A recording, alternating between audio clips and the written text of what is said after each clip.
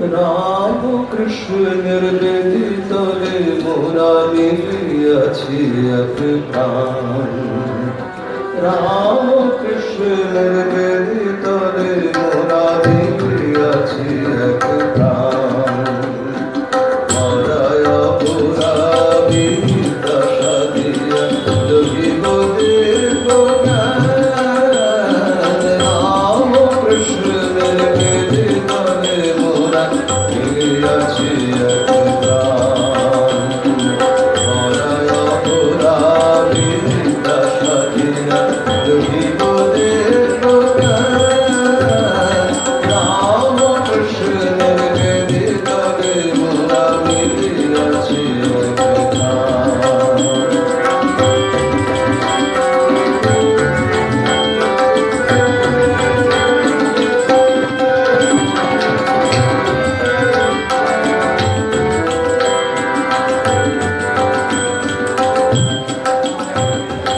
সূর্যে করিয়া ওম শ্রী পরমাত্মনে নমঃ। আমরা গতদিন আলোচনা শুরু করেছিলাম এখানে বেদান্ত মঠে মহারাজের অনুগ্রহে পাঠ শুরু করতে পেরেছিলাম। তো বিষয় ছিল ভক্ত ও ভগবান, কিন্তু ভক্তের কথায় আসার আগে ভগবানকে আমরা জানার চেষ্টা করেছি। আমরা জানতে চাইছিলাম যে ভগবান কে, ভগবান কি কি কি গুণ থাকলে তাকে আমরা ভগবান বলতে পারি। মধুসূদন সরস্বতীর কথা অনুযায়ী বলছিলাম যে ভগ শব্দটির অর্থ ৬টি গুণ, আর বান মানে যার মধ্যে এই ৬টি গুণ নিত্য অপ্রতিহতভাবে বিদ্যমান তাকে ভগবান বলে। প্রথম গুণটির সম্বন্ধে আমরা গতদিন আলোচনা করেছিলাম যে যার মধ্যে নিত্য অপ্রতিহতভাবে ঐশ্বর্য বর্তমান তিনি ভগবান। আজকে দ্বিতীয় গুণটির সম্বন্ধে আলোচনা করব। কেউ কেউ দ্বিতীয় গুণটিকে বীর্য বলে বর্ণনা করেছেন, কিন্তু মধুসূদন সরস্বতী এক্ষেত্রে বর্ণনা করেছেন যে দ্বিতীয় গুণটি হচ্ছে ধর্ম, যার মধ্যে নিত্য অপ্রতিহতভাবে ধর্ম বর্তমান তিনি ভগবান। ধর্ম কি? ধর্ম মানে এই নয় যে হিন্দু, মুসলিম, খ্রিস্টান। ধর্ম মানে যা আমাদের ধারণ করে রেখেছে, যে আচরণটা ন্যায়সঙ্গত, নীতিসঙ্গত, সেটাই হচ্ছে ধর্ম। আর ব্যক্তিগতভাবে বলতে গেলে স্বামীজি বলছেন যে ব্যক্তিগতভাবে আমার ধর্ম আপনার ধর্ম আলাদা হবে, কারোর ধর্মের সঙ্গে কারোর ধর্ম নাই মিলতে পারে। কর্মযোগে বলছেন যে চরম ক্ষুধার মুহূর্তে, হয়তো সেই ক্ষুধার মুহূর্তে কিছু না খেলে প্রাণ চলে যেতে পারে, সেই সময় একজন হিন্দু এবং একজন মুসলমান দুজনের ধর্ম আলাদা হয়ে যাবে। সামনে যদি গোমাংস থাকে তাহলে মুসলিমের গোমাংস খেয়ে অবশ্যই জীবন ধারণ করা কর্তব্য, কিন্তু হিন্দুর পক্ষে গোমাংস পরিহার করা সর্বৈবভাবে রাজ্য। তাহলে মানুষের ক্ষেত্রে সাধারণত কি স্বামী বিবেকানন্দ বলছেন মোটামুটি ভাবে মাতৃদেব ভব পিতৃদেব ভব দিয়ে শুরু করতে হবে। অর্থাৎ প্রথমে নিজের মা এবং বাবাকে, তারপরে আচার্য দেব ভাব, এবং তারপরে অবশ্যই প্রতিবেশীদের ভালোবাসা, যেটা যীশু খ্রিস্ট বলছেন লাভ দাই নেইবার, প্রতিবেশীদেরকে ভালোবাসা, এবং তারপরে সমাজ, তারপরে রাষ্ট্র। এই চিন্তাগুলোর মধ্য দিয়ে যাওয়াই হচ্ছে আমাদের ধর্ম। কিন্তু ভগবানের ক্ষেত্রে ধর্মটা কি? ভগবানকে যখন আমরা ধর্মের নিগুড় তত্ত্বে মানতে চাইব যে তার ধর্মটা কি, তখন তার একটাই ধর্ম, সেটা হচ্ছে যে আমাদের পরিত্রাণের জন্য তিনি এগিয়ে আসছেন, আমাদের পরিত্রাণের জন্য তিনি উপায় করছেন, আমাদের পরিত্রাণের জন্য তিনি বিবিধ লীলা সম্পাদন করছেন। এবং আমরা যদি একটা এগোই তাহলে তিনি দুপায় এগোবেন, এই মন স্থির করছেন। যুগে যুগে ভগবান এই যে অবতীর্ণ হচ্ছেন তার একটাই কারণ, যে আমাদেরকে পরিত্রাণ করবেন। তিনি অবতীর্ণ হচ্ছেন। কেন অবতীর্ণ হচ্ছেন? না গ্লানি দূর করবার জন্য। তিনি যে ধর্ম প্রবর্তন করে দিয়ে যাচ্ছেন সেটা যুগে যুগে যুগে গ্লানি যুক্ত হচ্ছে, তিনি যে ধর্ম প্রচলন করছেন তার শিষ্যেরা নয়, হয়তো তার শিষ্যেরা নয়, কিন্তু তার শিষ্যেরা হয়তো সেটাকে বিকৃত করছে, বুঝতে না পেরে অন্য পথে চলে যাচ্ছে। তখন সেই গ্লানিটাকে দূর করবার জন্য আবার তাকে অন্য রূপে আসতে হচ্ছে। বিভিন্ন অবতারে অবতীর্ণ হয়ে ভগবানকে এইভাবে ধর্মকে রক্ষা করতে হচ্ছে। আজকে আমরা আখ্যানের সাহায্যে, যেহেতু ভক্ত ভগবানের কথা মোটামুটি আখ্যানই বেশি থাকে এই প্রসঙ্গে, আখ্যানের সাহায্যে আমরা এই ধর্মের প্রসঙ্গটা, ঈশ্বরের ধর্ম রক্ষার প্রসঙ্গটা আমরা আলোচনা করব, এবং ঈশ্বরের ক্ষেত্রে যেটা ধর্ম, আমাদের ক্ষেত্রে সেটা ধর্ম হতে পারে না, সেটাও আলোচনা করব। আজ থেকে ঠিক 1003 বছর আগের কথা, মানে আজকে 2019 খ্রিস্টাব্দ, এটা 1016 খ্রিস্টাব্দের ঘটনা। দক্ষিণ ভারতের শ্রী মহাপ্রভূতপুরী বা শ্রী মহাভূতপুরী বলে একটি জনপদ ছিল, যার বর্তমান নাম হচ্ছে শ্রী পেরম্বুদুর। আপনারা জানেন যে পেরম্বুদুরে ভারতের প্রাক্তন প্রধানমন্ত্রী রাজীব গান্ধী নৃশংসভাবে নিহত হয়েছিলেন। তো তখনকার নাম ছিল শ্রী মহাপ্রভূতপুরী বা শ্রী ভূতপুরী। সেই জনপদে এক বৈষ্ণব দম্পতি ছিলেন, স্বামীর নামটা একটু কঠিন উচ্চারণ করা, আসল কেশবাচার্য দীক্ষিত, কিন্তু তিনি সব রকম যোগ্য করতে পারতেন, সেই জন্য মানে ভক্তেরা সর্বপ্রথম বলে ডাকতেন। তো আমরা সর্বপ্রথমই জানি স্বামীর নাম সর্বপ্রথম আর স্ত্রীর নাম কান্তিমতী। দুজনেই পরম বৈষ্ণব ছিলেন।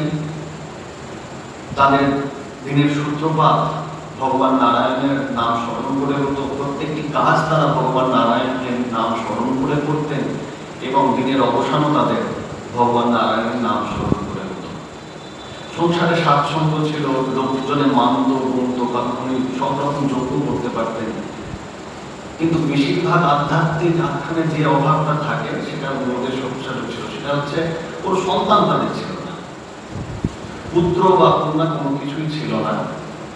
সাধারণ সাংসারিক মানুষ, তাই একটু কামনা বাসনা তো থাকে যে আমার আঙিনায় একটা ছোট্ট শিশু খেলবে, যে ধীরে ধীরে বড় হবে, যে লেখাপড়া শিখবে, যে বংশের মুখ উজ্জ্বল করবে, এবং আমার থেকেও যে সমাজে প্রতিষ্ঠিত বেশি হবে। এই আশা, এই আকাঙ্ক্ষা তাদেরও ছিল, কিন্তু সন্তান হচ্ছিল না। বৈদ্যকে দেখিয়েছেন, জ্যোতিষের পরামর্শ নিয়েছেন, তন্ত্র সাধনার সাহায্য নিয়েছেন, কিন্তু সন্তান লাভ হচ্ছে না।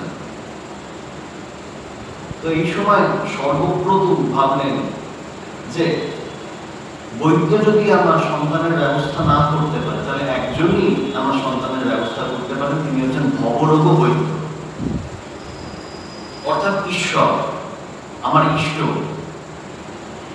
আমি ইষ্টের শরণাপন্ন হই, ইষ্ট মানে নারায়ণ। তা তিনি কাছে ছিল পার্থসারথী মন্দির। পার্থসারথী মানে আপনারা জানেন কৃষ্ণ।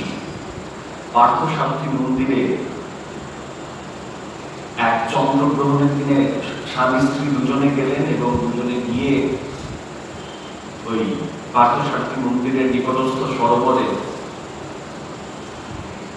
পুত্রেষ্টি যজ্ঞ করলেন, এবং তারপর পার্থসারথী মন্দিরে হত্যা দিয়ে পড়লেন। হত্যা দেওয়াটা তো আমরা সবাই মোটামুটি জানি, যে না খেয়ে অথবা কেবলমাত্র চরণামৃতের সাহায্য গ্রহণ করে কোনক্রমে দেহটিকে টিকিয়ে রেখে ঈশ্বরের সান্নিধ্যে বসবাস করা। উপবাস কথাটার মানেই তাই। আমরা ভাবি উপোস মানে না খেয়ে দিয়ে থাকা, কিন্তু না খেয়ে দিয়ে থাকছি, মনটা চলে যাচ্ছে কখন খাবো সেই কথা। উপবাস মানে কিন্তু তা নয়। উপবাস মানে উপ মানে নিকটে, বাস নিকটে বাস করা, মানে কায়িক, মানসিক এবং বাচিক তিন দিক দিয়ে, মনের দিক দিয়েও, কায়িক দিক দিয়েও এবং বচনের দিক দিয়েও ইষ্টের নিকটস্থ থাকা, এটাই হচ্ছে উপবাস। তা হত্যাকে পড়ে রইলেন স্বামী স্ত্রী দুজনে। এইরকম ঘটনা অবতারদের জীবনে ঘটে। তারা আসার আগে এইরকম তাদের বাবা মাকে কষ্ট করতে হয়। শঙ্করাচার্যের ক্ষেত্রেও করতে হয়েছিল। শঙ্করাচার্যের পিতা শিবের শরণাপন্ন হচ্ছেন। এটা তার কয়েকশো বছর পরের ঘটনা। যেমন বলছি 1016 খ্রিস্টাব্দের ঘটনা। সর্বব্রত এবং কান্তিমতী দুজনে হত্যা দিয়ে পড়ে রইলেন। তো বেশিক্ষণ হত্যা দিতে হলো না। সর্বব্রতর নিদ্রা এসে গেল এবং নিদ্রার মধ্যেই তিনি স্বপ্ন দেখছেন যে সাক্ষাৎ পার্থ সারথী তার সামনে এসে আবির্ভূত হয়েছে এবং পার্থ সারথী তার সামনে এসে আবির্ভূত হয়ে বলছে,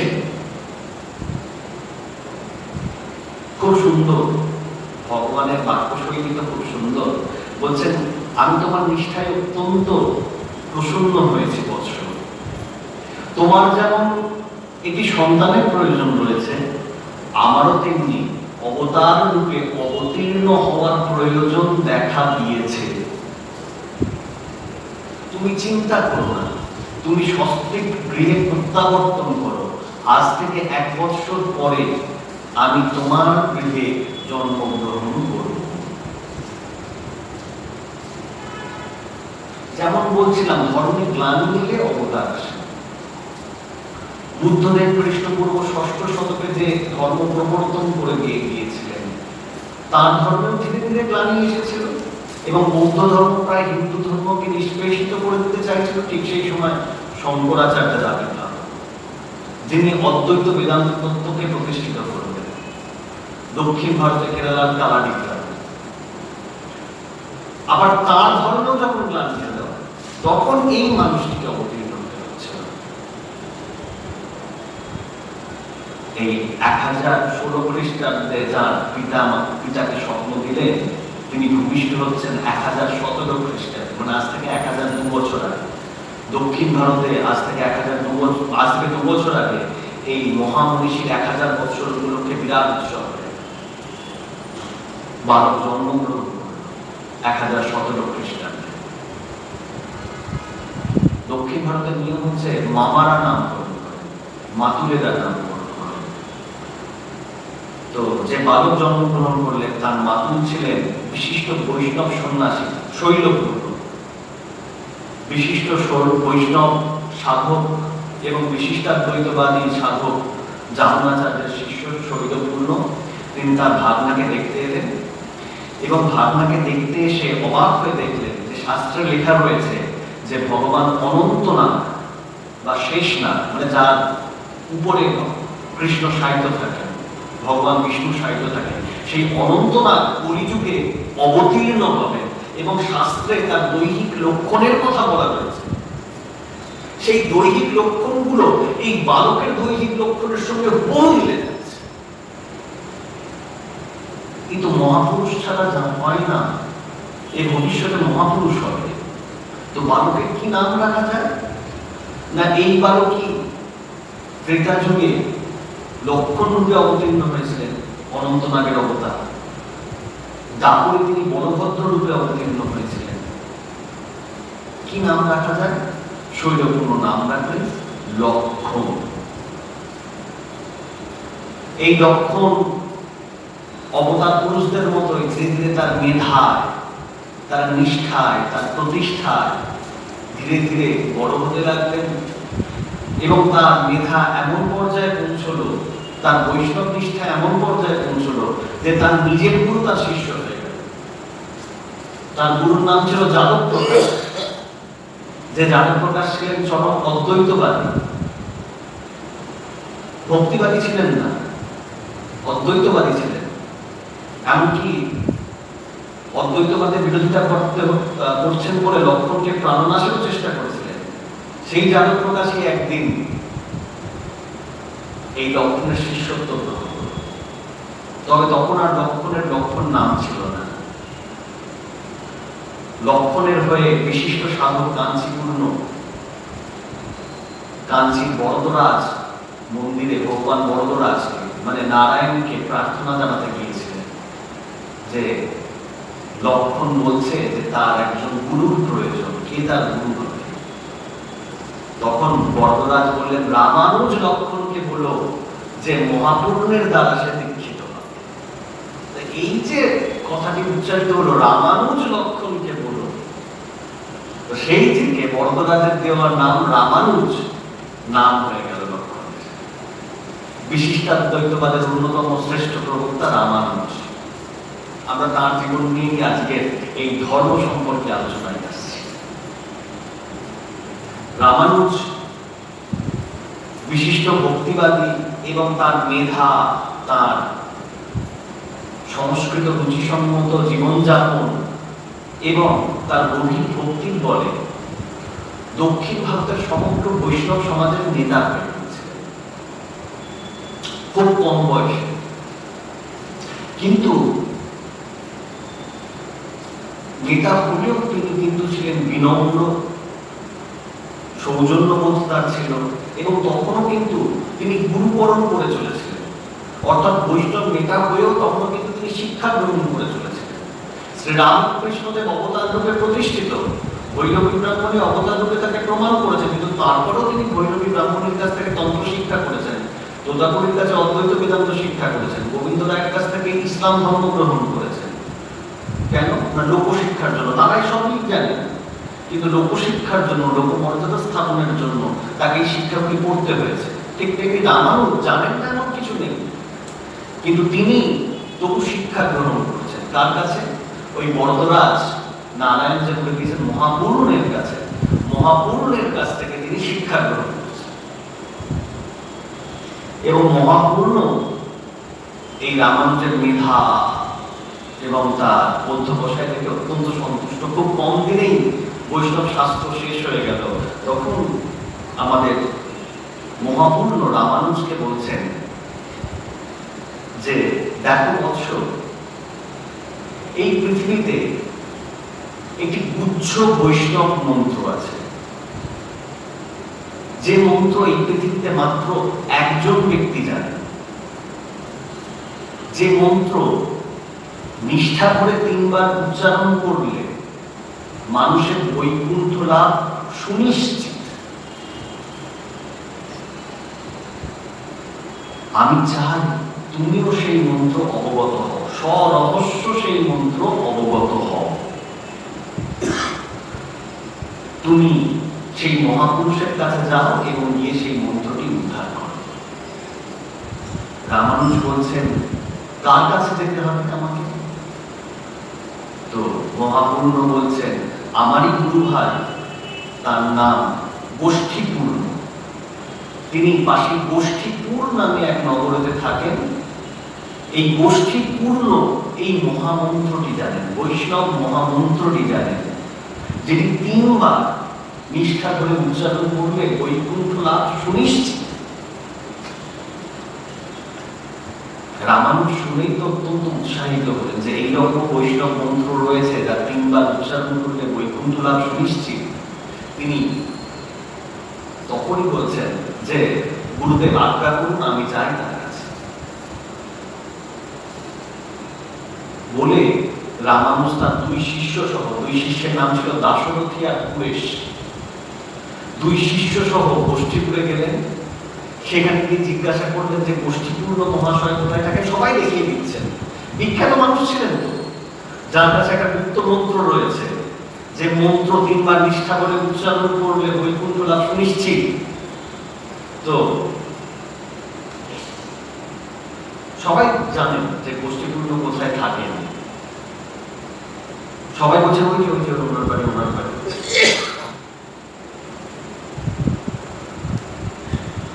তখন রামানুজ গোষ্ঠীপূর্ণের বাড়ির উদ্দেশ্যে গেলেন 2 শিষ্য সহ, এবং গিয়ে গোষ্ঠীপূর্ণের সামনে হাঁটু গেড়ে বসে প্রণাম জানিয়ে বলছে, তিনি বৈষ্ণব দলের নেতা, অর্থাৎ সেই হিসেবে গোষ্ঠীপূর্ণেরও নেতা, কিন্তু তবু তিনি মন্ত্র প্রার্থনা করতে এসেছেন শিষ্য হিসেবে। তাই হাঁটু গেড়ে বসে হাত জোর করে বলছেন, বড় জোরে বলছেন যে, আমি অধম রামানুজ মদীয় গুরু মহাপূর্ণের কাছ থেকে অনুপ্রেরণা লাভ করে আপনার কাছে এসেছি। আপনি কোনো একটা গুচ্ছ বৈষ্ণব মন্ত্র অবগত আছেন। আমি সেই গুচ্ছ বৈষ্ণব মহামন্ত্রটি কি অনুগ্রহ করে সেই মহামন্ত্রটি আমাকে দান করবে? গোষ্ঠী পূর্ণের সামনে বয়সে কম হলেও তাদের দলপতি দাঁড়িয়ে রয়েছে, রামানুজ বসে রয়েছেন, মন্ত্র ভিক্ষা করছেন। রামানুজের প্রতিভা সম্বন্ধে তো তার সন্দেহ থাকার কথাই নয়, কিন্তু তবু গোষ্ঠীপূর্ণ কিরকম যেন একটা উদাসীন হয়ে গেলেন, এবং উদাসীন হয়ে গিয়ে কিছুক্ষণ চিন্তা করে বলেন, না আজকে মন্ত্র দেবো না, তুমি বরঞ্চ আবার 2-3 দিন বাদে যোগাযোগ করো, তখন দেখা যাবে। রামানুজ একটু হতাশ হলেন, এবং হতাশ হয়ে শিষ্য সহ, তার হেডকোয়ার্টার ছিল শ্রীরঙ্গমে ফিরে এলেন। শ্রীরঙ্গমে জানেন যে রঙ্গনাথ স্বামীর মন্দির রয়েছে। পৃথিবীর বৃহত্তম হিন্দু মন্দির হচ্ছে আঙ্কর ঘাটের মন্দির, যা কম্বোডিয়ায় রয়েছে, কিন্তু সেখানে বৌদ্ধ ধর্মানুসারে পূজা হয়।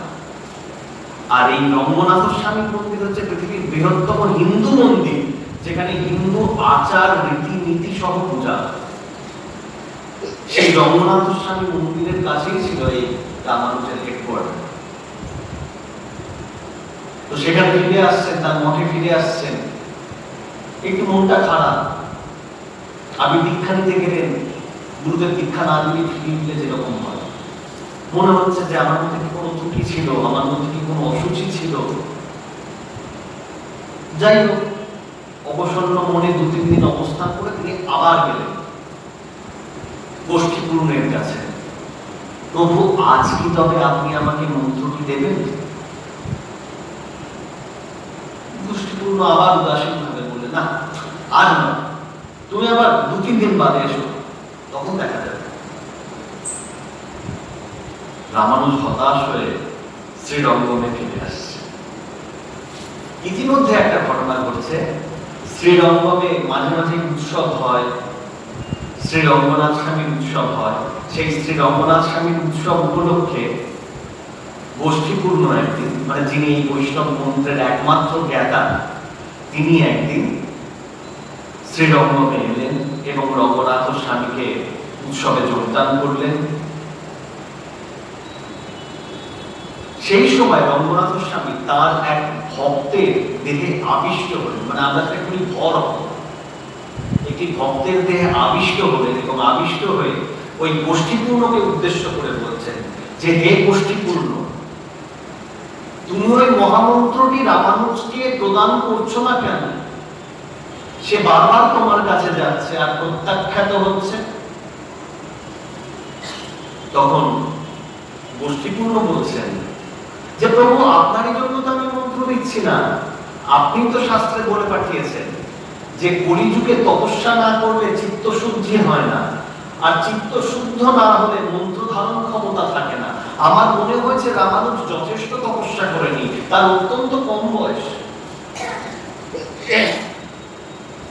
তখন সেই যে ভক্তের শরীরে ভগবান আবিষ্ট ছিলেন, তার শরীরে থেকে ভগবান বলছেন যে, তুমি জানো না গোষ্ঠীপূর্ণ রামানুজ কতটা পবিত্র, সে পতিত পাবন, সে নিজে পবিত্র তো বটে এবং অপরকেও পবিত্র করতে সক্ষম, তুমি তাকে মন্ত্রটি দিও। এই ঘটনা ঘটার পর গোষ্ঠীপূর্ণ তার গোষ্ঠীপুরে ফিরে গেছেন। রামানুজ ভাবলেন যে রঙ্গনাথ স্বামীর আদেশ তো আর গোষ্ঠীপূর্ণ প্রত্যাখ্যান করতে পারবেন না। তিনি 2-3 দিন বাদে গেছেন গোষ্ঠীপূর্ণের কাছে, প্রভু, এবার যদি মন্ত্রটি কৃতার্থ করে আমাকে দেন। না, আজ না, তুমি আবার কিছুদিন বাদে এসো। চিন্তা করে দেখুন, ভগবানের আদেশ প্রাপ্ত হচ্ছে, তবুও তিনি কিন্তু মহামন্ত্রটি দিচ্ছেন না। এবং একের পর একবার রামানুজ যাচ্ছেন এবং প্রত্যাখ্যাত হচ্ছেন। কতবার হতে পারে? আপনি আপনার কোন আত্মীয় স্বজনের বাড়িতে গেলেন বা কোন জ্ঞানীর বাড়িতে গেলেন, কলিং বেলটি টিপলেন, দরজাটি খুলল, আপনাকে দেখে তিনি বললেন যে, না না, আজকে আমার খুব ব্যস্ত আছে, বলে দরজাটি বন্ধ করে দিলেন। আপনি প্রথম দিন কিছু মনে করলেন না, হয়তো সত্যিই ব্যস্ত আছে। দ্বিতীয় দিনও গেল একই আচরণ, তৃতীয় দিনও গেলেন একই আচরণ, আপনি আর যাবেন না, আপনার অঙ্গে বাঁধবে। কিন্তু রামানুজ তিনি তো ঈশ্বর, তিনি কতবার প্রত্যাখ্যাত হলেন? রামকৃষ্ণানন্দজি লিখছেন, মানে শশী মহারাজ লিখছেন, 18 বার তিনি প্রত্যাখ্যাত হলেন। 18 বার তিনি গোষ্ঠীপূর্ণের কাছে গেলেন এবং 18 বার গোষ্ঠীপূর্ণ বলেন যে না, আজ নয়, আবার কোনো একদিন তুমি এসো। এই যে 18 বার প্রত্যাখ্যাত হলেন, এই 18 বার প্রত্যাখ্যানের ফলশ্রুতি হলো এই যে রামানুজের মনে প্রবল দুঃখ দেখা গেল, প্রবল শোক দেখা গেল, প্রবল হীনমন্যতা দেখা গেল যে আমি কি এতটাই অশুদ্ধ, আমার চরিত্র কি এতটাই দোষযুক্ত যে আমি গোষ্ঠীপূর্ণ মহাশয়ের কাছ থেকে এই মন্ত্র লাভ করতে পারছি না, আমার কোথায় ত্রুটি রয়েছে। তিনি আহার নিদ্রা সবকিছু পরিত্যাগ করলেন এবং আকুল নয়নে কেঁদে যেতে লাগলেন। গোষ্ঠীপূর্ণের দুই শিষ্য রামানুজের এই অবস্থা দেখে গোষ্ঠীপূর্ণের কাছে ফিরে এসে বলছেন, প্রভু, আমরা শ্রীরঙ্গমে গিয়ে রামানুজের অবস্থা দেখে এলাম, তিনি তো নাওয়া খাওয়া ছেড়ে দিয়ে জীবন ত্যাগ করতে বসেছেন। প্রভু, আপনি এত নিষ্ঠুর হলেন কি করে? আমরা তো মন্ত্র চাইছি না, আমরা বলছি আপনি রামানুজকে মন্ত্রটি দান করুন। সে এতবার এসে আপনার কাছে ভিক্ষা চাইছে, সে বৈষ্ণব দলপতি, তাকে আপনি মন্ত্র দিতে চাইছেন না। আজকে সেই বৈষ্ণব দলপতি নাওয়া খাওয়া ছেড়ে দেহত্যাগ করতে উদ্যত হয়েছে। আজ বৈষ্ণব সমাজের যদি এত বড় ক্ষতি হয়ে যায় যে রামানুজের মৃত্যু হয়, তার দায়ভার কেবলমাত্র কিন্তু আপনার উপর বর্তায়। গোষ্ঠীপূর্ণ বোধহয় এই মুহূর্তটি অপেক্ষা করেছিলেন যে রামানুজ ব্যাকুল হয়ে উঠেছে, রামানুজ আকুল হয়ে উঠেছে। শ্রী রামকৃষ্ণ বারবার বলছেন না যে ব্যাকুলতা না হলে হয় না। শ্রী রামকৃষ্ণ সেই সাধনার পর্যায়টি দেখিয়ে দিয়ে যাচ্ছেন। আমরা লীলা প্রসঙ্গে দেখছি যে তিনি পাথরের উপরে আছাড় খাচ্ছেন, আশেপাশের মানুষজন ভাবছেন যে তো পাগল হয়ে গিয়েছে। আর শ্রী রামকৃষ্ণ বলছেন, মা আরেকটি দিন চলে গেল, দেখা দেখিনি। শেষে তিনি, আপনারা জানেন, সেই মা তাকে খাড়া নিজের মস্তক ছেদন করতে পর্যন্ত উদ্যত হয়েছে। এই আকুলতাটা খুব প্রয়োজন হতে পারে। গোষ্ঠীপূর্ণ দেখছেন যে এই আকুলতা রামানুজের মধ্যে এসেছে, যে সে মন্ত্র লাভের জন্য দেহবোধকে পর্যন্ত ভুলে যেতে প্রস্তুত রয়েছে। তখন গোষ্ঠীপূর্ণ রামানুজকে ডেকে পাঠাচ্ছেন ওই শিষ্যদেরকে দিয়ে, বলো রামানুজকে আসতে, আমি এবার মন্ত্র দেব। তবে সে শিষ্য সহ আসে, শিষ্য ছাড়া আসতে বলো, কেবলমাত্র দণ্ড আর মণ্ডল নিয়ে। রামানুজের কাছে খবর পৌঁছলো যে গোষ্ঠীপূর্ণ তাকে মন্ত্র দিতে স্বীকৃতি হয়েছে, সেই বুদ্ধ মন্ত্র, যে মন্ত্র গোষ্ঠীপূর্ণ ছাড়া এই পৃথিবীতে কেউ জানে না, সেই মন্ত্র দিতে স্বীকৃত হয়েছেন। কিন্তু শিষ্য ছাড়া যেতে হয়েছে। রামানুজ তো অত্যন্ত সন্তুষ্ট হলেন যে তার বহুদিনের স্বপ্ন এই উচ্চমন্ত্র তিনি পাবেন, কিন্তু স্বশিষ্যই যাচ্ছে, মানে দাশরথী আর পুরেশকে সঙ্গে নিয়েই যাচ্ছে। রামানুজ পৌঁছচ্ছেন গোষ্ঠীপূর্ণের কাছে, গোষ্ঠীপূর্ণ তাকে দেখে স্মিত হাস্যে আপ্যায়ন করছেন, এসো রামানুজ, তোমার আকুলতা দেখে আমি প্রসন্ন হয়েছি, তোমাকে মন্ত্রদান করবো, কিন্তু তোমাকে তো শিষ্য সহ আসতে বারণ করলাম, তাও তুমি দুই শিষ্যকে নিয়ে এসেছো। প্রভু, এরা তো আমার শিষ্য নয়, এই দাশরথী আর পুরেশ, একজন আমার দণ্ড আর একজন আমার কমণ্ডল, এই দুজনকে নিয়ে এসেছি।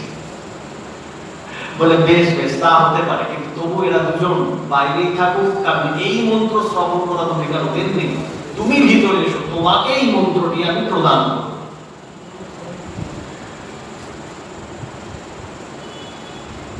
গৃহাভ্যন্তরে প্রবেশ করিয়ে গোষ্ঠীপূর্ণ সেই বিশেষ গোপন মন্ত্র, যা কেবলমাত্র তিনি জানতেন, সেই মন্ত্রটি রামানুজকে প্রদান করলেন এবং প্রদান করা মাত্র রামানুজের দেখে একটি যেন জ্যোতি দেখা দিল। আধ্যাত্মিক সম্পদ তিনি লাভ করেছেন এবং তার দেহ থেকে একটা দেহজ্যোতি স্ফুরিত হতে লাগলো। গোষ্ঠীপূর্ণ রামানুজকে বলছেন, আমি আজ যে মন্ত্র তোমায় দিলাম সে মন্ত্র অত্যন্ত গোপনীয় এবং অত্যন্ত গুপ্ত। আমি আশা করি যে তুমি এর গোপনীয়তা বজায় রাখবে। যদি কোনো যোগ্য উত্তরসূরি তুমি পাও, যদি তোমার মতোই কোনো পবিত্র ব্যক্তি তুমি লাভ করো, তোমার মতোই পুণ্যাত্মা কোনো ব্যক্তিত্ব তুমি লাভ করো, তবে তুমি এই মন্ত্র তাকে দিও, তাহলে আর কাউকে দিও না। এই মন্ত্র প্রকাশ করো না। এবং আমি বিশ্বাস করি যে এই কলিযুগে তোমার মতো পবিত্র আর কোনো ব্যক্তিত্বের সন্ধান তুমি পাবে না। তাই যখন তুমি দেহ ত্যাগ করবে, তখনও তুমি তোমার এই গুহ্য মন্ত্রটিকে হৃদয়ের গোপন কোটরে নিক্ষিপ্ত করে শেষ নিঃশ্বাস ত্যাগ। মানে একরকম ভাবে যেন গোষ্ঠীপূর্ণ রামানুজকে বলে দিলেন যে আমি যে মন্ত্রটি তোমাকে দিচ্ছি, তুমি এই মন্ত্রটি আর কাউকে দিও না। আমি তোমাকে দিলাম, তুমি যেন আর কাউকে দিও না, কারণ তোমার মতো পবিত্র আর কেউ হবে না। রামানুজ গুরুদেবের কাছ থেকে আজ্ঞা নিয়ে বাইরে এসে দুইজন শিষ্যের সঙ্গে মিলিত হলেন। দুজন শিষ্য দেখলো যে রামানুজ পরম আনন্দে ভাসছেন। রামানুজ শিষ্য সহ, দুই শিষ্য সহ শ্রীরঙ্গমের দিকে যাত্রা করছেন। বললাম তার হেডকোয়ার্টার শ্রীরঙ্গম। শ্রীরঙ্গমের দিকে যেতে যেতে হঠাৎ করে রামানুজের মনে কি একটা ভাবের উদয়। তিনি শ্রীরঙ্গমের পথ পরিত্যাগ করলেন। পরিত্যাগ করে আবার গোষ্ঠীপুরের দিকে আসতে লাগলেন এবং গোষ্ঠীপুরে একটি ভব্য সুন্দর নারায়ণ মন্দির ছিল, তার নাম ছিল সৌম্য নারায়ণ মন্দির। সেই সৌম্য নারায়ণ মন্দিরের দিকে যেতে লাগলেন। আর পথে যার সঙ্গেই দেখা হলো তাকেই বলতে লাগলেন, আমি তোমাদের জন্য এক অমূল্য সম্পদ সংগ্রহ করে এনেছি। তোমরা যদি সেই সম্পদটি পেতে চাও, তাহলে তোমরা ওই সৌম্যনারায়ণ মন্দিরে গোপুরের কাছে, মানে প্রবেশদ্বারের কাছে এসে উপস্থিত হও। আর সবাইকে খবর দাও, তাদেরও অভাব মিটে যাবে। আমি যে সম্পদ আমি সবাইকার মধ্যে দিত। সাধারণ মানুষ তারা কি ভাবছেন? মহাকোলাহল পড়ে গেল যে রামানুজ নিশ্চয়ই কোনো পরশুনি পেয়েছে যা আমাদের দান করতে চান, যা ছুলেই লোহা সোনায় পরিণত। যে সন্তানহীনা নারী সে ভাবছে যে নিশ্চয়ই কোনো সঞ্জীবনী পুঁটি পেয়েছেন যা আমরা গ্রহণ করলে আমার সন্তান উৎপাদন হবে। যার মান সম্মানের অভাব সে ভাবছে যে এমন কিছু মন্ত্র দেবে যাতে আমার মান সম্মান বিরাট প্রতিষ্ঠিত হবে। অভাবটা প্রত্যেকেরই রয়েছে। প্রত্যেকেই ভাবছেন রামানুজ বলে রয়েছে। রামানুজ প্রথমে নিজের দুই শিষ্য দাশরথী এবং পুরেশকে আলিঙ্গন করলেন এবং আলিঙ্গন করে তারপর ওই জনগণের উদ্দেশ্যে বলছেন, যে জনগণ তার সামনে দাঁড়িয়েছিলেন, বিপুল জনগণ, তাদের উদ্দেশ্যে বলছেন যে আমি জানি না যে তোমাদের ভবিষ্যৎ জীবনে কি লেখা রয়েছে, তোমরা কত দুঃখ পাবে, কত কষ্ট পাবে, বা কিভাবে মৃত্যুকে বরণ করবে। তোমাদের কত অভাব অভিযোগ রয়েছে তাও আমি জানি না। এই পার্থিব অভাব অভিযোগ আমি তোমাদের মেটাতে পারবো না, কিন্তু একটি বিষয়বস্তুকে আমি নিশ্চিত করে দিতে পারি। সেটি হচ্ছে তোমরা মৃত্যুর পরে কোথায় যাবে, মৃত্যুর পরে মুক্তি লাভ করবে কি করবে না, ইষ্ট লাভ করবে কি করবে না, সেই বিষয়টি কিন্তু আমি এই মুহূর্তে নিশ্চিত করে দিতে পারি। যদি তোমরা চাও যে মৃত্যুর পরে তোমরা বৈকুণ্ঠ লাভ করো, তাহলে আমার সঙ্গে সব প্রেমে যে মন্ত্র উচ্চারণ করছে তোমরাও সেই মন্ত্র উচ্চারণ।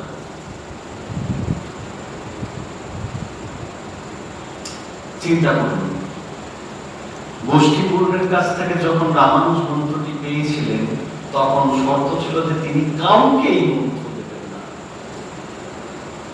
কিন্তু রামানুজ কিছুক্ষণ পরই সেই মন্ত্রটিকে সবার মধ্যে বিলিয়ে দেওয়ার জন্য প্রস্তুত হচ্ছেন, দিয়ে বলছেন তোমরা সকলে উচ্চারণ করো বলে মন্ত্রটি উচ্চারণ করছেন, ওম নমো নারায়ণায়।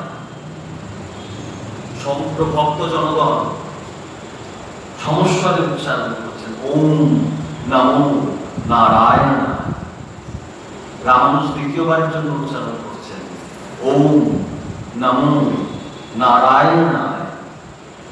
ভক্তগণ উচ্চারণ করছেন, ওম নমো নারায়ণায়। রামানুজ তৃতীয়বার এবং অন্তিমবারের জন্য উচ্চারণ করছেন, ওম নমো নারায়ণায়। ভক্ত জনগণ উচ্চারণ করেছেন, ওম নমো নারায়ণায়। এবং উচ্চারণ করা মাত্র ওই যে বিপুল জনগণ সেখানে উপস্থিত ছিলেন, প্রত্যেকের শরীর মনে যেন একটা আনন্দের হিল্লোল দেখা যাচ্ছে। জীবনীকার খুব সুন্দরভাবে ব্যাখ্যা করে বলছেন যে যারা এসেছিলেন তারা ভাবলেন যে আমরা কি চাইতে এসেছিলাম আর কি পেলাম। আমরা কাচের টুকরো চাইতে এসেছিলাম আর পেলাম হীরকখণ্ড। আজ যদি উনি আমাদের হাতে কোনো পরশমণি দিতেন তাহলে হয়তো সাময়িকভাবে আমাদের অভাব যেত, কিন্তু মৃত্যু আসতই আসত। আজকে সন্তানহীনার জীবনে সন্তান এলেও তার মৃত্যু হতোই হতো। যুধিষ্ঠির বলছেন না, এই পৃথিবীতে একটি বাস্তব সত্য, সেটি হচ্ছে মৃত্যু। লোকে সেটি দেখছে কিন্তু ভুলে থাকার চেষ্টা করছে, ভাবছে ওর হচ্ছে আমার হয়তো হবে না। মৃত্যু অবশ্যম্ভাবী। মৃত্যুর পরপারে কি আছে জানি না, পরপারে আমার জন্য নরক বা স্বর্গ কি অপেক্ষা করছে আমি বুঝতে পারছি না, কিন্তু এই মহামনীষীর জন্য আজ আমরা মুক্তি লাভ করতে পারি। এই ঘটনার সঙ্গে একটু মিল থাকছে না? 1886 খ্রিস্টাব্দের 1 জানুয়ারি ঠাকুর যেদিন আমরা বলছি কল্পতরু হচ্ছে। কল্পতরু তো নয়, কল্পতরু হওয়া মানে যিনি যা চাইছেন তাই দিয়ে দিচ্ছেন। ঠাকুর কি সবাইকে যিনি যা চাইছেন তাই দিয়ে দিচ্ছিলেন না? শারদানন্দজি মহারাজ বলছেন আত্মপ্রকাশে অভয় প্রদান, অর্থাৎ তিনি নিজের স্বরূপ প্রকাশ করে সবাইকে কি বলছেন, তোমাদের আর কি বলি, চৈতন্য লাভ। সবাই মুক্তির সেই চাবিকাঠি জ্ঞান লাভ করুন, এই আশীর্বাদ তিনি করছেন। যেমন ভাবে রামানুজ সেগুলি করছিলেন প্রায় 1000 বছর আগে। এবং ঠাকুর শ্রীরামকৃষ্ণের সেই লীলা খেলায় সবাইকার মধ্যে একটা বিচিত্র হিল্লোল দেখা দিয়েছিল। রামলাল দাদা বলছেন, ঠাকুরের পুত্র বলছেন, রামলাল দাদা বলছেন যে এর আগে ধ্যানে বসে ইষ্ট চিন্তা করতে গিয়ে পুরো ইষ্টের ছবিকে আমি হৃদয়ে তুলে ধরতে পারতাম না। আর যদি বা ইষ্টের বিগ্রহটি আমার হৃদয়ে স্থাপিত হতো তবুও যেন কেমন আড়ষ্ট ভাব হয়ে থাকত। কিন্তু আজকে যাই ক্ষুদ্র স্পর্শ করে দিল, অমনি দেখলাম যে ইষ্ট মূর্তিটি আমার হৃদপদ্মে ঝলমল করে যেন নড়ে চড়ে বসলো এবং চন্মন করে উঠলো, চঞ্চল হয়ে, মানে চিন্ময় হয়ে দেখা। ঠিক একই অবস্থা ওই গোষ্ঠীপুরে সমগ্র জনগণের ভিতরে রামানুজ সৃষ্টি করে। সমস্ত গোষ্ঠীপুরময় এই মন্ত্র উচ্চারণের ঘটনা ঘটে গেল। রামানুজ গুরুদেবের কথা শোনেননি, গোষ্ঠীপূর্ণের কথা শোনেননি। ইচ্ছে করলে তিনি গোষ্ঠীপূর্ণের কাছ থেকে পালাতে পারতেন, কিন্তু রামকৃষ্ণানন্দজি মহারাজ বলছেন তিনি সেরকম করলেন না। তিনি গোষ্ঠীপূর্ণের কাছে ফিরে এলেন। ফিরে এসে হাত জোর করে দাঁড়িয়ে বললেন, প্রভু আমি আপনার আদেশের বিরুদ্ধে গিয়ে একটি গর্হিত অপরাধ করেছি। গোষ্ঠীপূর্ণ ক্রোধান্বিত হয়ে বলছেন যে বামুন পাষণ্ড, তুমি আজকে আবার আমাকে মুখ দর্শন করাতে এসেছো। আমি তোমার মুখ সন্দর্শন করতে চাই না। যে মন্ত্রকে আমি গুপ্ত রাখতে বলেছিলাম, যে মন্ত্রকে আমি গোপন রাখতে বলেছিলাম, সেই মন্ত্রকে তুমি আজকে সবাইকার মধ্যে বিতরণ করে দিলে। চোর, ডাকাত, ভ্রূণ হত্যাকারী, ধর্ষক সবাইকার মধ্যে সেই মন্ত্র বিতরিত হয়ে গেল। তুমি জানো না যে তুমি কি পাপ কার্য করেছো। এরপরে বৈকুণ্ঠ এই চোর ডাকাতে ভর্তি হয়ে, তুমি যে আমার আদেশ শোনোনি সেই জন্য তোমাকে অনন্তকাল নরকে থাকতে হবে। গোষ্ঠীপূর্ণ প্রধান্বিত হয়ে পড়ছে।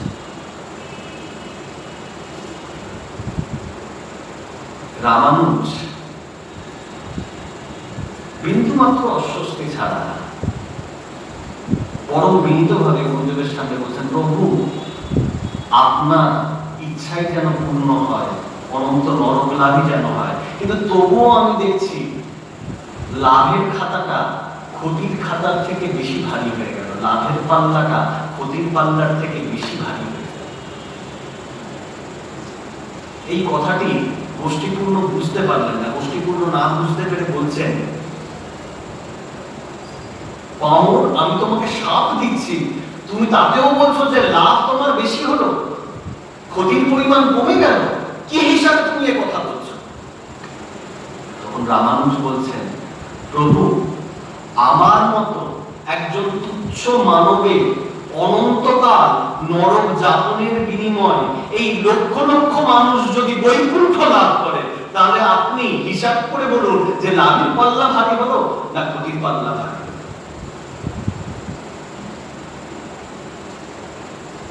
গোষ্ঠীপূর্ণ স্তব্ধ হয়ে গেলেন এবং তিনি বিস্ময়ান্বিত হয়ে বলছেন, না এভাবে তো আমি ভেবে দেখিনি।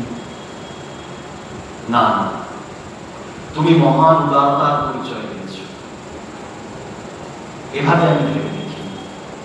তুমি আমার চোখ খুলে দিয়েছ। আজ থেকে তুমি আমার গুরু, আমি তোমার গুরু নয়। তুমি আমার গুরু, আমি তোমার শিষ্য। রামানুজ বলছেন, না প্রভু তা হয় না। আপনি আমার গুরু, আমি আপনার শিষ্যই রইলাম। তবে আপনার কৃপায় আমি সমগ্র মানব জাতির উদ্দেশ্যে এই মহামন্ত্রটি প্রচার করে দিই। তো ভগবানের কাজই এইরকম, ভগবানের ধর্মই এইরকম। ধর্ম হচ্ছে এই যে চারিদিক দিয়ে তিনি পবিত্র বাতাস বইয়েই চলেছেন, মুক্তির বাতাস বইয়েই চলেছেন, খালি পাল তুলে দেওয়ার অপেক্ষা। আমরা পাল তুলছি না, সেটা আমাদের ব্যর্থতা। কিন্তু তিনি মুক্তির বন্দোবস্ত চারিদিকে মানুষের মধ্যে করেই রেখেছেন, বিভিন্ন উপায় করেই রেখেছেন। সৎসঙ্গ, সৎ গ্রন্থ পাঠ, ঈশ্বরোপাসনা, পঞ্চযজ্ঞ, কত কিছুর ব্যবস্থা করেছেন তিনি। এইরকমই কৃপা, যেরকম রামানুজ কৃপা ছিলেন। তার ধর্মই হচ্ছে সর্বজনের প্রতি কৃপা করা এবং তাদের মুক্তির সন্ধান করা। আর এইরকম কৃপালু ভগবানকে যদি পাওয়া যায়, তাহলে ভক্তও আর কিছু পাবে।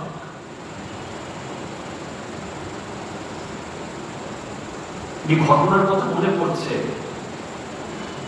তুলসীদাসজি মহারাজ লিখছেন। আপনারা জানেন তুলসীদাসজি মহারাজ ছিলেন মহর্ষি বাল্মীকির দ্বিতীয় জন্ম। দ্বিতীয় বাল্মীকি বলে তাকে অভিহিত করা হয়।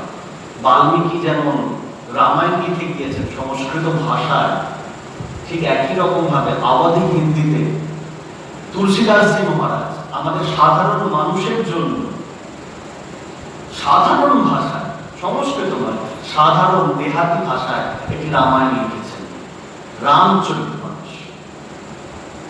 ঈশ্বরের নির্দেশে তিনি লিখেছিলেন এই ঘটনা। তো এই রামচরিতমানসে তিনি একটি ঘটনার বর্ণনা দিচ্ছেন, ভারী অদ্ভুত সুন্দর সেই ঘটনা। বলছেন, রামচন্দ্র চলেছেন বনবাসে, পিতৃ আদেশ পালন করবার জন্য রামচন্দ্র বনবাসে যাচ্ছেন। সঙ্গে জানকী মাতা এবং লক্ষ্মণ যাচ্ছেন। তো সারথী তাদেরকে বেশ কিছুদিন ছেড়ে দিয়ে আসছেন। তারা অরণ্যের পথে পা বাড়িয়েছেন।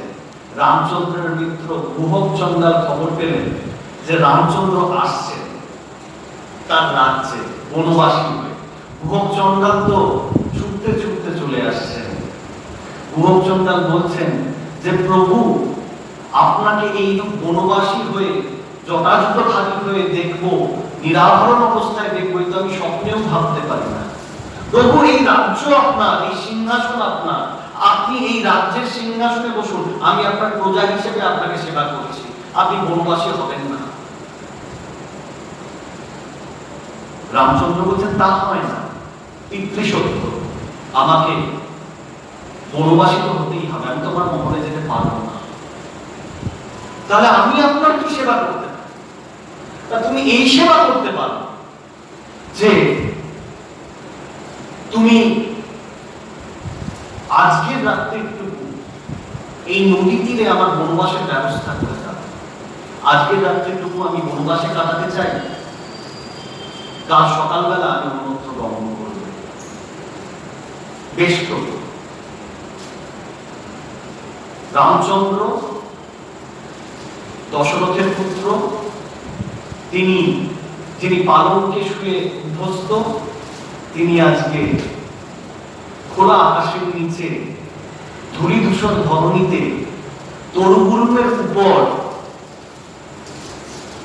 বিছানা করছে। জানকী মাতা আর রামচন্দ্র নিদ্রাভিভূত হলে, আর গুহচন্দ্রা তার সমস্ত সৈন্যদেরকে নিয়ে রামচন্দ্রকে প্রহরা দিচ্ছেন। লক্ষণ রাত্রে জাগরণ করে রামচন্দ্রকে প্রহরা দিচ্ছেন। কেন প্রহরা দিচ্ছেন? রামচন্দ্রের তো শত্রুর অভাব নেই। কেউ যদি নিশাকালে প্রভুকে আক্রমণ করে, সমগ্র রাত্রি জাগরণ করলেন গুহচন্দ্রা এবং লক্ষণ। সকালবেলা হলে রামচন্দ্র জাগ্রত হলেন এবং জাগ্রত হয়ে প্রাতঃকৃত্যাদি সমাপন করে এবং আদিকালি সমাপন করে গুহচন্দ্রকে বললেন, এবার বিদায়ের পালা বন্ধু, এবার বিদায়ের পালা, তুমি অনুমতি দাও, আমি এবার বিদায় গ্রহণ করি। তো গুহক বলছে, প্রভু একান্তই থাকলেন না? না, থাকলাম, তবে একটি বন্দোবস্ত করে দিতে পারো, আমার একটি অনুরোধ রইল।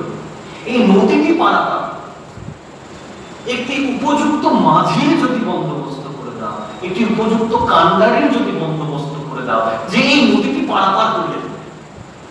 নিশ্চয়ই গুহচন্দ্র তখনই তার সৈন্য সামন্তদের নিয়ে খবর পাঠালেন যে দেখো, উপযুক্ত কান্ডারি কে রয়েছে যে এই নদীটিকে পারাপার করবে। উপযুক্ত কান্ডারি, সত্য সমর্থ, ভক্তিনিষ্ঠ, সত্যগুণ সম্পন্ন কান্ডারি। তো তার সৈন্য সামন্ত খুঁজতে চলে গেল। তো অনেক কান্ডারি তো রয়েছে, কিন্তু তার মধ্যে একজনকে খুঁজে পেল যার নাম কেভাট। এবং এই কেভাটের নাম থেকে ভবিষ্যৎকালে সব কান্ডারিদের কেভাট বলে হিন্দিতে ডাকা শুরু হয়ে গেল। এই কেভাটকে তারা খুঁজে পাচ্ছে। সেও কান্ডারি অন্যান্যদের মতো, তবে তার একটা বিশেষ বৈশিষ্ট্য আছে। যখন সে নদী পারাপার করায়, যাদেরকে নদী পারাপার করায়, তাদেরকে প্রভু রামচন্দ্রের গুণগান কীর্তন করতে করতে নদী পারাপার করে। যখন সে অবসর সময়ে অন্যান্য মাঝিদের সঙ্গে বসে থাকে, তখনও রামচন্দ্রের নাম গুণগান কীর্তন করে। অর্থাৎ রামচন্দ্রের একজন ভক্ত। এর থেকে উপযুক্ত তো আর কেউ হতে পারে না। সৈনিকেরা তাকে ধরে নিয়ে এলেন গুহকের কাছে। গুহক চন্দ্র বলছেন, এই প্রভু রামচন্দ্র, এই আমার মাতা জানকী এবং রামানুজ লক্ষণ, এনারা তিনজনার ভাগ্য বিপর্যয়ে বনবাসী হয়েছেন। এনারা নদী পার করতে চাইছে। গুহক, তুমি মাফ করবেন, কেবট, তুমি অত্যন্ত সতর্কতার সঙ্গে ওদেরকে নদী পার করার বন্দোবস্ত। কেবল তো রামচন্দ্রের ভক্ত, তিনি নদী পারাপার করবেন, এটাই তো স্বাভাবিক। কেবল বলছেন, আমি নদী পারাপার করতে পারি, তবে আমার একটি শর্ত আছে। রাজার সামনে বলছেন, গুহক চন্দ্রের সামনে বলছেন যে শর্ত আছে। গুহক বলছেন, শর্ত কি শর্ত? মানে আমি শুনেছি,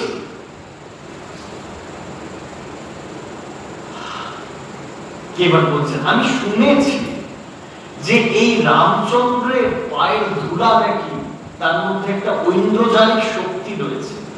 এই পায়ের ধুলায় একটি পাথর নারীতে পরিণত হয়েছে। মানে অহল্যার কথা তিনি বলছেন।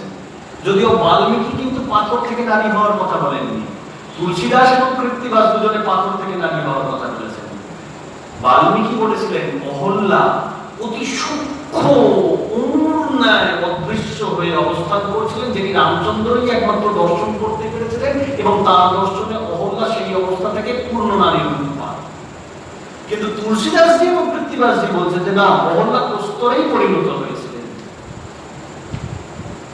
তো কেবল বলছেন যে আমি শুনেছি রামচন্দ্রজির পদধূলির মধ্যে নাকি ঐন্দ্রজালিক ক্ষমতা রয়েছে, তার পায়ের ধুলিতে প্রস্তর নারীতে পরিণত।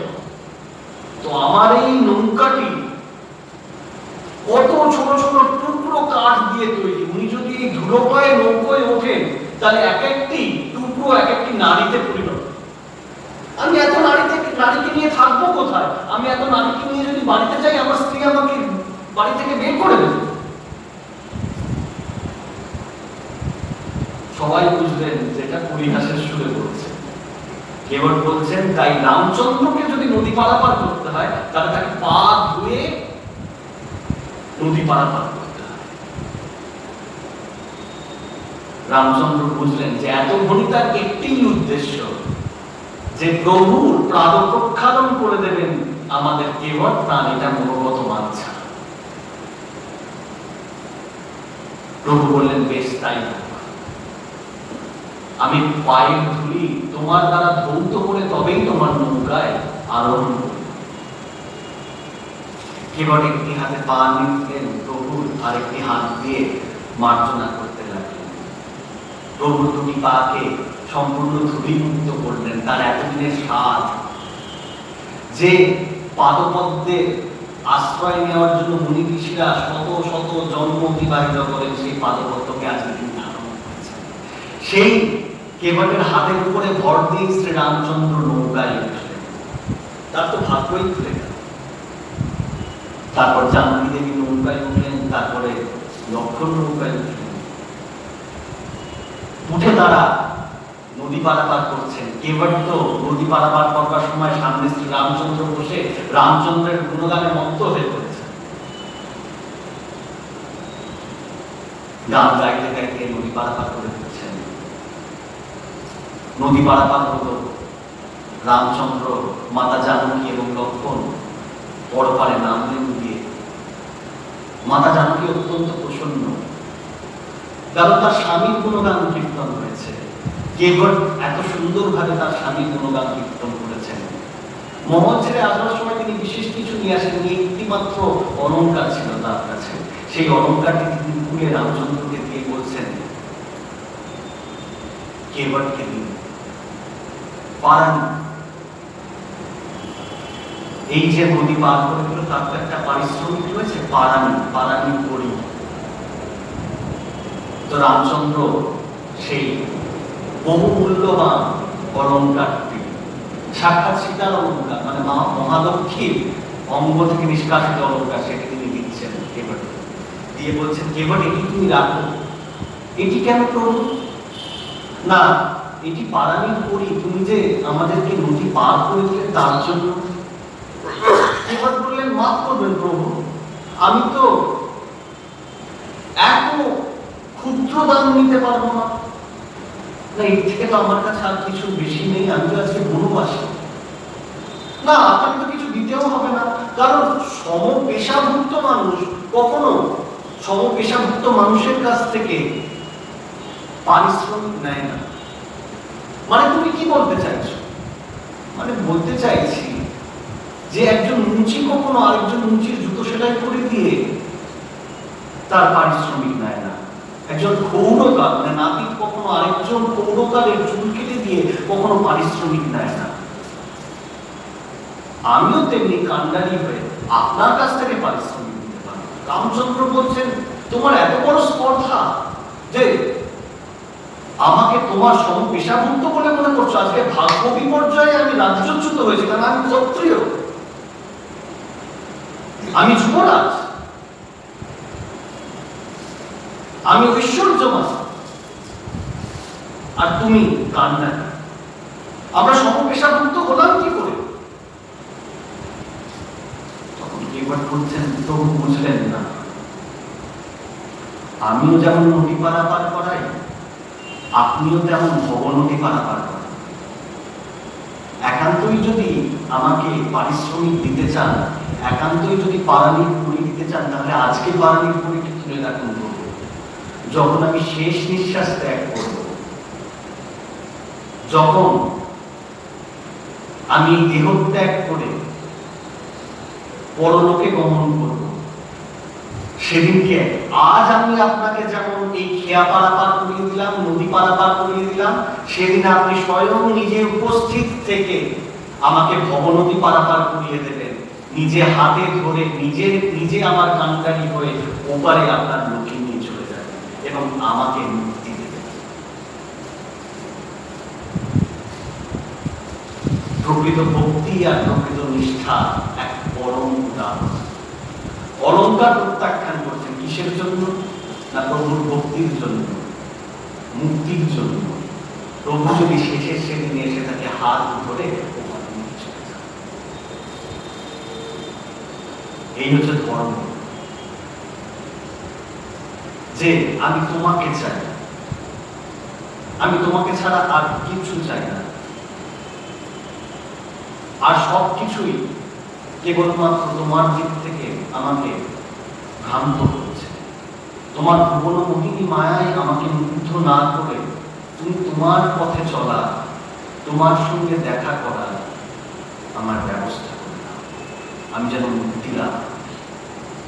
আমাদের ক্ষেত্রে এটি ধর্ম, তেমনি ঈশ্বরের ক্ষেত্রে ধর্ম হচ্ছে তিনি দুহাত বাড়িয়ে রয়েছেন। জগন্নাথ দেবের দেখছেন না, দুহাত বাড়িয়েই রয়েছে।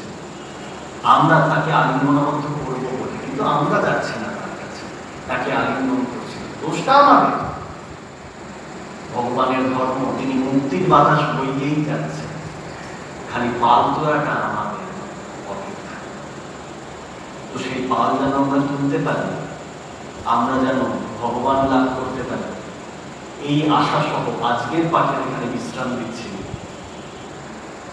আগামী দিন যদি ঈশ্বরের ইচ্ছা হয়, তাহলে ভগবানের তৃতীয় যে গুণটি, তার মধ্যে নিত্য অপ্রতিহতভাবে বর্তমান, যাকে বলা হয় যশ বা খ্যাতি, সেই বিষয়ে আলোচনা করব এবং অন্য কোনো আখ্যান, মহা আখ্যানে প্রবেশ করার চেষ্টা করব। আপনাদের অনেক ধন্যবাদ। ধন্যবাদ মঠ কর্তৃপক্ষ।